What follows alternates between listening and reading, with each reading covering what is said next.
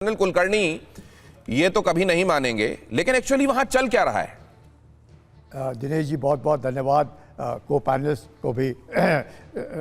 सवाल एक साफ, जैसे मैं हमेशा कहता आया हूँ, आसिम मुनीर बार बार इसको जोड़ देते हैं कि कलमे की बुनियाद पर बना है पाकिस्तान। अल्हम्दुलिल्लाह कलमे की बुनियाद पर बना है पाकिस्तान और थरथराहट गोलियों से मारा जा रहा है उन मुसलमानों को जिनको वो कहते हैं कलमे की बुनियाद पर बना है पाकिस्तान। ये क्या दर्शाता है दिनेश जी?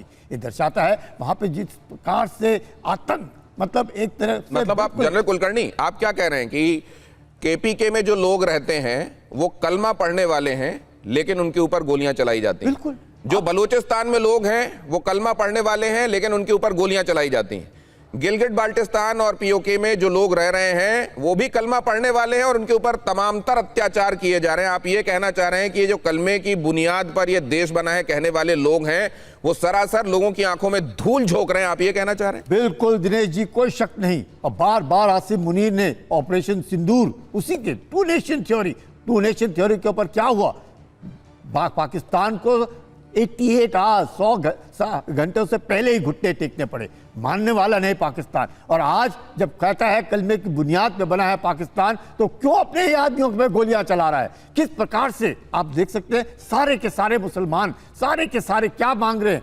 आप छोड़िए कि आटे की कीमतें बढ़ गई, आप समझ लीजिए बिजली नहीं मिली, उनकी खुद की आइडेंटिटी नहीं है, टोटल आइडेंटिटी। वो बार बार तरस रहे। बिल्कुल ठीक कह रहे हैं जो आप कह रहे हैं दिनेश जी, 45 सीटों में से 12 सीटें जो हैं वो बार बार जिस प्रकार से इरशाद साहब कह रहे हैं पाकिस्तान में फैले हुए हैं, उनको पाकिस्तान पंजाबियों के साथ इतनी सख्त नफरत है, चाहे वो बलूचिस्तान हो, बलूचिस्तान लिबरेशन आर्मी हो, खैबर पख्तूनवा हो, तहरीक तालिबान पाकिस्तान हो। यहाँ पर देख लीजिए जॉइंट अवामी एक्शन कमेटी है, जिस प्रकार से लगातार एक आदमी, सिर्फ एक आदमी के लिए वो मॉर्चरी में गए उसकी बॉडी लेने के लिए, क्योंकि उन्होंने जिस प्रकार से उसके साथ बदसलूकी से मारा गया, उसके बाद जिस तरीके से लगातार लोग मारे जा रहे हैं, आप तो बहुत बड़े प्रेम से कह रहे हैं। 41 लोगों से ज़्यादा लोग मर गए हैं, 150 से ज़्यादा वहाँ घायल हुए हैं। रेंजर्स उन्हीं के हैं, वे बाहर के नहीं आए, रेंजर्स उन्हीं के रेंजर्स हैं। ये अमजद अयूब मिर्जा हमारे साथ बैठे हुए हैं और दूरबीन से कुछ खोजने की कोशिश कर रहे हैं। सर मैं जरा उनके पास चलूं। ये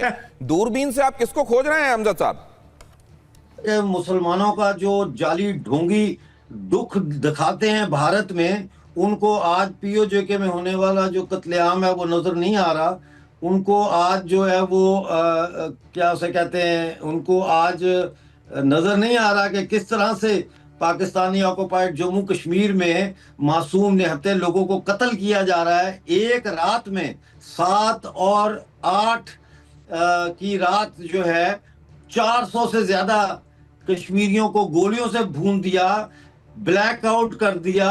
उसके बाद पूरे रावलाकोट में पाकिस्तानी फोर्सेस ने हमारे और घरों में घुस के, जहां मर्द बाहर प्रोटेस्ट में थे, हमारे औरतों को बेइज्जत किया, उनके बाल नोचे, उनके घरों से जो थोड़ा बहुत सोना पैसा जेवर बचा के रखा होता है औरतों ने हमारे साउथ एशिया में, वो उनके घरों से वो सोना चोरी करके ले गए, उनकी डिवाइसेस जो इलेक्ट्रॉनिक है वो चोरी करके ले गए, मासूम के मोबाइल फोन छीन के ले गए, मासूम नन्हे बच्चों के ऊपर इन्होंने फायरिंग करके उनको जख्मी किया।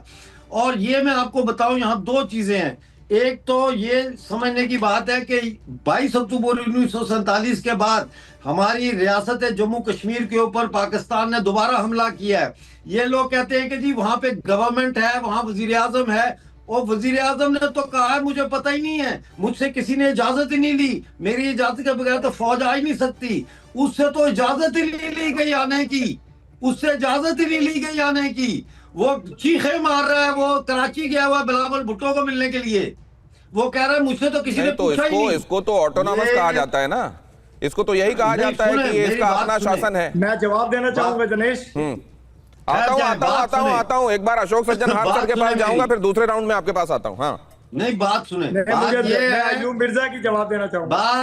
बात ये है, पॉइंट नोट कर लें, उनको जवाब दीजिएगा जब आपकी बारी आपके पास आऊंगा। हाँ कौन